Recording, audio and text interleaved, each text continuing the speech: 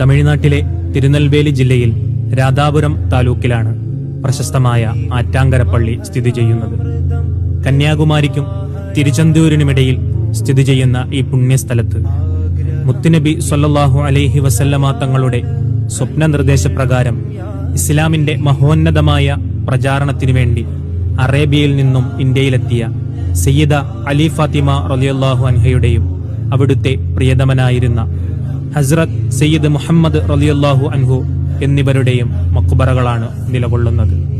ദീനീ പ്രചരണാർത്ഥം കപ്പൽ മാർഗം യാത്ര ചെയ്യവേ സഞ്ചരിച്ചിരുന്ന കപ്പൽ തകരുകയും തിരുനെൽവേലിക്കടുത്ത് എത്തുകയും അവിടെ കൊടുങ്കാട്ടിൽ അകപ്പെടുകയും ആ കാട്ടിൽ വെച്ച് സയ്യിദ് മുഹമ്മദ് റളിയല്ലാഹു അൻഹുവിനെ സർപ്പവിഷം തീണ്ടുകയും അവിടുന്ന് വഫാത്താവുകയും ചെയ്തു.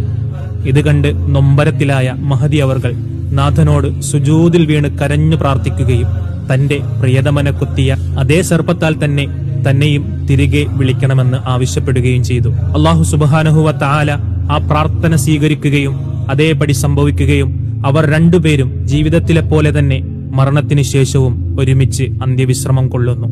ആ നാട്ടിലെ പ്രമുഖ വിശ്വാസികൾക്ക് സ്വപ്ന നിർദ്ദേശത്തിലൂടെ മക്ബറ ഉയർത്തിക്കെട്ടുവാനും ചുറ്റുമതിൽ കെട്ടിപ്പൊക്കുവാനും ആവശ്യപ്പെടുകയും വിശ്വാസികൾ അതേപടി നിർവഹിക്കുകയും ചെയ്തു.